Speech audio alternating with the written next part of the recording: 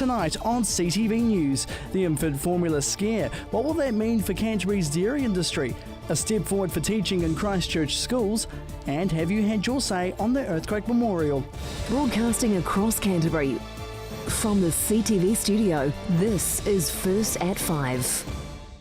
Kia ora, good evening, I'm Jared McCulloch. Well, despite claims at home that Fonterra's infant formula is still safe, it seems China has bought into the contamination scare, with export orders dropping overnight. But just what will the poisoning threat mean for Canterbury's dairy industry? CTV's business reporter Warren Head spoke to me earlier. Warren, thanks so much for joining me today. Let's start off by saying, what will the effect have on Fonterra with the local dairy consumption? Well, Fonterra is one of the biggest businesses we've got in the province, so anything that happens to it is pretty important. We've got two other milk producers in the area as well, Synlait Milk and Western Milk Products. So we have three of the key players in this particular infant formula market right here in our own province. And how will this react with dairy prices already falling? I think they're stabilising, because what happened there to drive those prices down were supply and demand issues rather than health issues, and it appears that the Chinese, the people we're most concerned about with this scare, are back in the market. And next week's milk global auction, we're likely to see the Chinese buying still. So I think any apprehension around about whether or not they withdraw over this is probably not the case. What do you think this will do for dairy's reputation in New Zealand?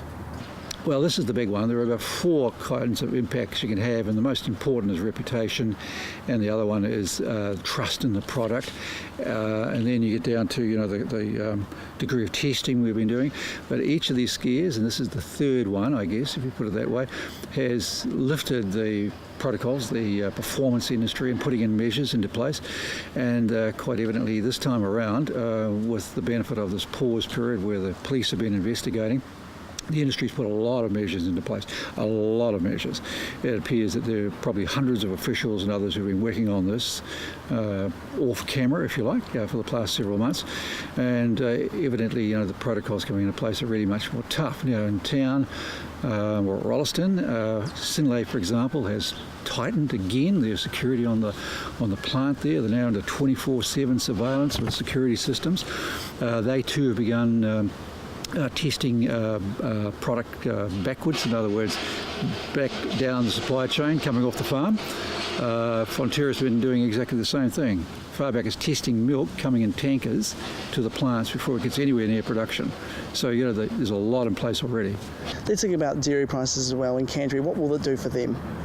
Dairy prices in this particular area, it's an ingredient as such. So these auctions are partly bulk commodities, whole milk products, wholesale milk products, and then the ingredient prices where the premium added value is paid.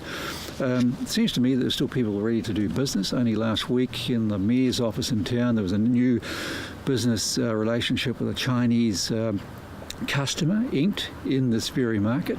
So that was quite interesting, having occurred prior to this becoming public, but clearly during the period when Chinese officials already knew that we had a concern in this regard. Well, given that Canterbury's GDP has increased by 30% in 9 years, largely on the terms of construction and dairy, what do you think will be the long-term implications for the Fonterra scare and on Canterbury's economy? Well, I think the Prime Minister put it pretty aptly this morning when he said, I guess if anybody knew that I have been going to meetings where I look around the room and see 50 to 60 people sitting there, I know there's all the people behind them again, all the concern that's caused so much cost already, they'd be utterly ashamed of themselves to think that one person, whoever mad they are, and presumably you've got to be pretty mad to take an insane step like this to threaten a country's system, would be overwhelmed by the response. So the end result will be that we'll have probably the safest regime on Earth I can think of for any product. Possibly you'd have to look at the NASA space program and what the guys eat in space to find anything that's more vetted and secure. And, folks, if they go into the supermarkets, they'll find that if they want to buy this product, they're going to have to ask for it. You won't be able to walk up to it, and there are some health measures they can take there as well. And Warren, do you think that people should take this scare seriously? Yeah, they should. The Ministry of Health has been saying things today about this.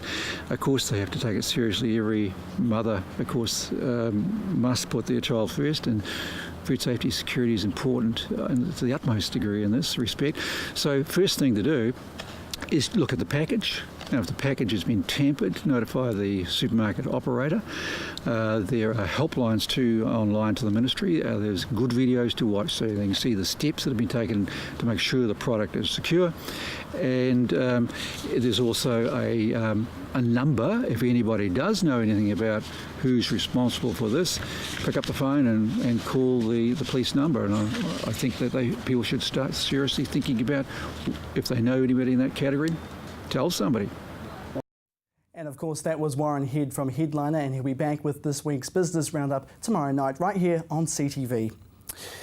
Well, using the internet in classrooms might not be new, but a new school cluster is trying to make the most of global education. Here's more on the story. Technology as a teaching tool of the future. It's already being used now, but a new initiative has launched right here in Christchurch to engage schools even more into 21st century learning. These primary and secondary school principals have met here to learn more about the program introduced by Core Education through the Ministry of Education on how to apply this alternative learning to students. It's crucial for schools to get together to get the best results, because if you don't learn from each other, if you don't have it at that level of intensity, you can't get the results. And we found it's not the national policy that makes the difference. It's what local, not individual schools do, but schools working in networks. Michael is from the University of Toronto in Canada, who is an expert in changing and improving the teaching landscape by using technology as a tool to work with schools from here and overseas. They form networks. There's emerging now, there's about 30 networks, for example. And these are networks of schools that have leadership, that have a focus, they've got support, and we recommend you focus on improving teaching and learning, tied into the student results, with leadership that will make that happen inside the school. Schools learn from each other. And he says the program has been working well over the ditch, with this form of learning becoming the norm. I think it's becoming the standard in one way, because what I say about traditional schooling, well, schooling is boring for students, as it's turned out. So this is making digital part of the learning enterprise, but having a focus and a goal. So it's way more exciting. Cashmere Primary School is just one of 7 South East Christchurch schools who have joined up as a cluster and working with Australia also. And the principal says the school is all for the new initiative. It's exciting. It's absolutely exciting. I think what we're doing in schools now is that we're making school and learning interesting. She says it's changed the whole dynamic of the school system, but for the better. We went to school, we had a teacher for the year. That teacher's job was to teach us knowledge that we could learn, regurgitate, write up, and at the end of the year we knew certain things. Now she says students can use the internet and receive information to assist their further learning. We're going to say to children, what part of that learning has really excited you? What are some of the questions that you want to answer? And from there, the child can construct their own learning to discover something that's new and interesting to them. It's already common in most schools, students using electronic devices, and Jackie believes it's a great move. The use of tablets or those sorts of things, someone of my age, a little tentative, not too sure about it, a 5-year-old absolutely confident and right into it. Who's going to teach who? But she says the teacher still has an important role. What we're going to be doing is supporting our teachers to use technology in a way that is supporting children to learn how to learn. They've committed to the scheme since last year, and she says it's an exciting time for education. I think within 7 schools on the south of Christchurch, children's eyes will be sparkling, teachers' eyes will be sparkling, and there will be energy and drive and excitement with learning. The scheme will expand over 3 years, and this principal will be happy to have the systems in place for the future generations preparing for the wider world. Jared McCulloch, CTV News. Well, still to come here on CTV News first at 5, your region's weather, and Canterbury Cricket plays a key match at Hagley Park.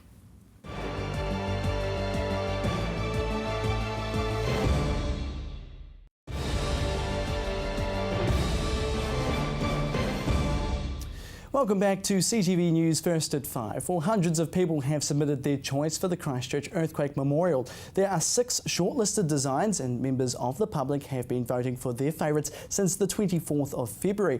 The deadline for submissions is this Sunday, so you still have time to make your choice. The chosen design will cost $10 million and will be constructed next year. Well, Canterbury Cricket has had an exciting couple of weeks with another important match taking place at Hagley Oval today. And our sports reporter Gordon Findlater went down to see what they're up to. Side are looking set to make a title push for this season's 4-day Plunket Shield competition. The defending champs' title aspirations looked in doubt a fortnight ago after a 10-wicket loss to Auckland. The side rebounded in style though with an impressive performance in Auckland last week. It was good that we got to play them again in a short space of time, so our guys are pretty excited about getting back up there. I think we knew we'd let ourselves down in the first match, and so there was a little bit of redemption there, I suppose, as well, and the guys put in a really wholehearted performance. Coach Gary Stead knew the importance of the win, with some old heads making vital knocks in the final innings run chase. I think if Auckland won, it probably meant we were 2 wins behind them and would have been hard to chase. So I think the key thing for us was making sure that they didn't get a win overall, but every game we play, we're trying to play winning cricket, and so just delighted with the way the guys got up on the last day. And I didn't give us too much chance, to be honest, at the start of the day. I thought the chase was going to be too tough, but the two partnerships in particular, Peter Fulton and Neil Broom, and then followed up by Henry Nichols and Andrew Ellis later in the day, was outstanding.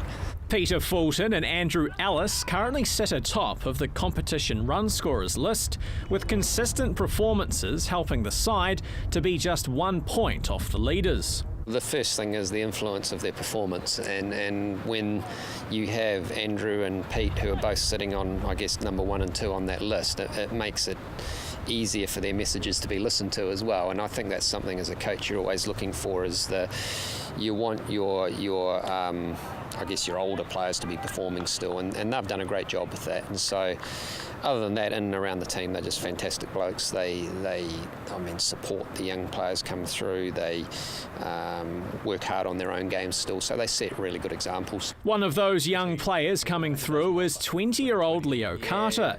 This week's match was Carter's debut, and he couldn't have made much of a better start, producing a top score of 81 in the team's first innings total of 381. I was pretty nervous, really.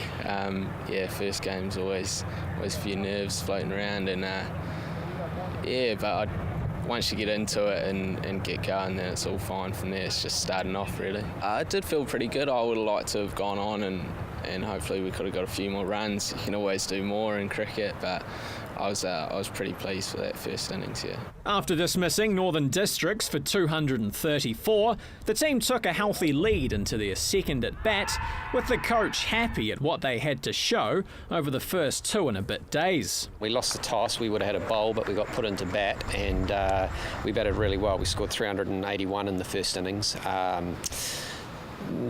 That was the key, I guess, contributor was Leo Carter on his first class debut, who scored 81, and we had a lot of guys chip in. It would have been nice for someone to go on and get a big 100, but still to get where we were happy. And then we followed up with bowling them out for 234 yesterday and being back in. So the moment we're about 100 for 4, and that gives us a lead of about 250 at the moment. So hopefully we can push on. We've dominated a lot of the game so far, so we want to be in a position that we can dictate when we declare and leave them a run chase later today.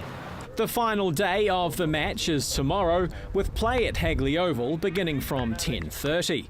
Gordon Findlater, CTV Sport. Great stuff, Gordon. Well, now it's time for your region's midweek weather. Kia ora and welcome to the weather report for Wednesday. Timaru got to a high of 16, and it was only slightly higher at Temuka and Geraldine, with both centres reaching 17. Ashburton and Methven reached 16, as did Rakaia, a high of 16. It was also 16 at Darfield, Leeston and Rolleston. Lincoln hit 16 and Christchurch was only slightly warmer at 17. Akaroa and the Banks Peninsula area reached a high of 16.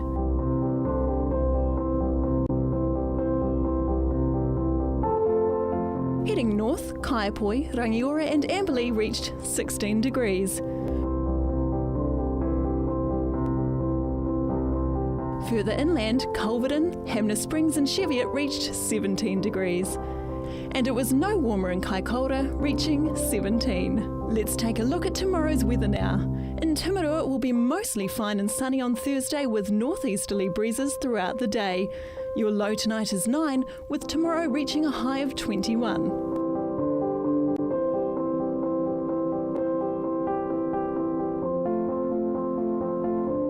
To Ashburton, clear skies and northeasterlies make a pleasant autumn day for mid-Canterbury too, with some cloud from midday. Tonight we'll have a low of 9 and tomorrow's high will reach 21.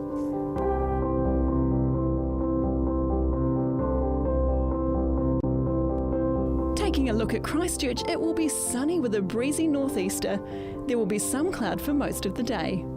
Tonight's low is 9 and tomorrow will reach a high of 21 for the Garden City.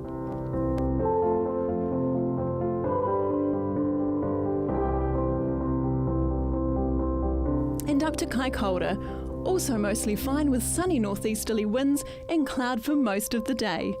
Tonight's low is 9 and tomorrow's high will reach 21.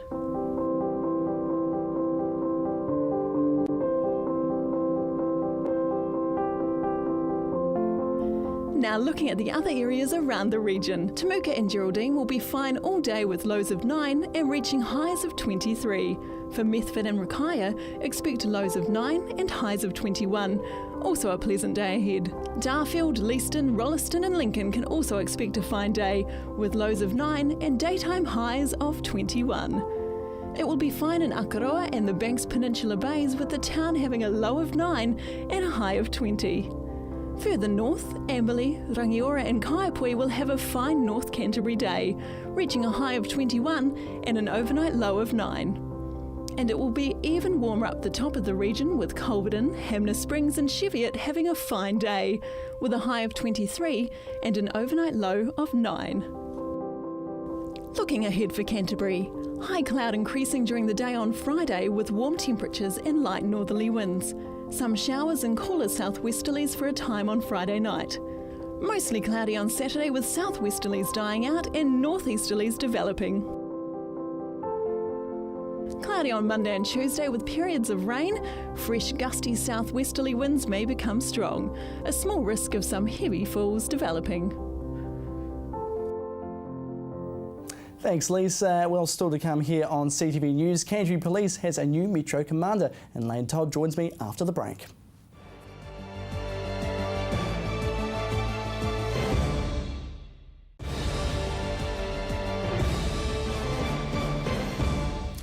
Welcome back to CTV News. Well, are tradies being targeted by thieves and are you protecting your household items? Well, with me now is Canterbury Metro Commander Lane Todd to discuss some of the latest crime trends and what you could do about them. Lane, thank you so much for joining us today. Let's talk about where you've come from, because you've come from Southland and now changed to Canterbury. What were you doing in Southland? What was some of the stuff you were doing? My role down there was the Southland Area Commander, so I was commander in charge of Invercargill City and then the rural Southland, which went up to Te Anau, Stuart Island and then over just before Balclutha. Awesome. And some of the stuff you were doing there was different to the role you're doing now in Canterbury as well? It's a fairly similar role, but obviously here it's a lot more larger scale in terms of the geographical population, crime, and also obviously the police team that I have reporting to me now is quite a lot larger than what I've been used to, but essentially the role is fairly similar. Definitely. Let's talk about your role and who reports to you and stuff, and what is your role? Well, the role is Canterbury Metro Commander, so I'm in charge of everything basically north of the Rakaia River and the Canterbury catchment. So that includes Christchurch City, North Canterbury, up to Hamner Springs, over to Arthur's Pass as well. Awesome. What do you want to bring to this role? What's something you are working on and maybe you want to achieve in Canterbury? Is there anything in particular? Obviously early days for me, I've only been here 2 weeks now, but what the priority for me is really just getting around and talking to members of my team and just looking what the issues are. But what I'm really focused on is building a positive team where we're actually a lot of innovation and looking for new ideas moving forward. So that's really what I'm about. And that's including capturing our rural stations into that environment as well. So the Canterbury Metro team is quite a large team. It's about 380 members. So my goal really is to ensure that they're all working as a solid one team focus. Fantastic stuff. Okay, so last week it was understood that burglaries have been increasing. What kind of things are you seeing? What's been happening? More in the construction area, I believe, is that right? Yeah, there's a little bit around the tradies. So really what we are seeing a slight increase in the trends over recent weeks. So really the key message around that is just having a bit more security awareness, and also just ensuring that people are locking up their factories, their vehicles, and also their houses. And if they see anything suspicious, certainly call police, even if it's with 111. But also we've got the Crime Stoppers 0800 number if people want to leave anonymous information. So that's the key areas that we want to focus on, and we'll be providing additional patrolling around some of those areas as well that we've identified. Is it more common for these type of burglaries to happen at this time of year with the warmer weather, or is it just increased just because that's what it is like, or is this normal, would you say? Well, we certainly have trends that we do look at, but certainly what we're really focusing on at the moment is youth, for example. And so what we are noticing is that, especially over the recent times, is there has been an increase in some of our property offending. But if people can just do some prevention and security awareness, that will certainly assist. Let's talk about the youth, actually, because there has been a few issues with that too, bunking school, maybe graffiti and stuff like that too. What areas are they sort of targeting, and what's being done about it?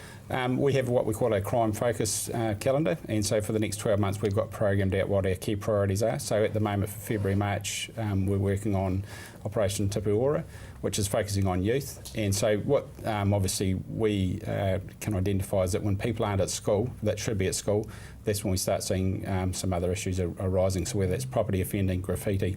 So that's the focus we've got at the moment, and when we've looked at information over the last 5 years, that's certainly what trends up at the moment. Awesome. But earlier on you were saying about how you would like to connect more of the central police and with rural police here in Canterbury. What ways will you do that, and what's the plan for that, to make that happen, and what things are you finding? Still early days, but when I get out and talk to people, really what I'm really focusing on is what's actually driving them at the moment. That's our police teams, and also making sure that they're connected into what our wider purpose is, and that's around making our communities feel safe, and they are safe. And also what I'm trying to do is encourage a lot of innovation as well. So Canterbury is well known for innovation, Canterbury Police District, so that's something I'm quite passionate about, is ensuring that people have the opportunity to put those innovations forward and we can give things a run. Canterbury is well known for that. Awesome stuff. So I want to talk about the rural section of the police. Do they need the assistance from the central police station, maybe because they're under-resourced, or is it just one of those things where it's a bit of give and take? Yes, they just need some more support, or why is that? Are they under-resourced? No, that wouldn't be my assessment. Is we're very well resourced in the Canterbury district. Obviously people would always want more people, more police teams, but from what my initial look at it is that we are well resourced. So really what we do is we police on demand, so we can look at what our crime trends are, when the risk areas are, when the risk locations are, and we can put additional staff there as required. So really for me it's around driving to make sure that we are well connected within our police teams, but also we need to be well connected with our communities as well. That's awesome. Thank you so much, Lane Todd, for coming in today. Really appreciate it. Really Cheers. appreciate it. All right, and that is CTV News for this Wednesday. I'm Jared McCulloch. Have a great evening.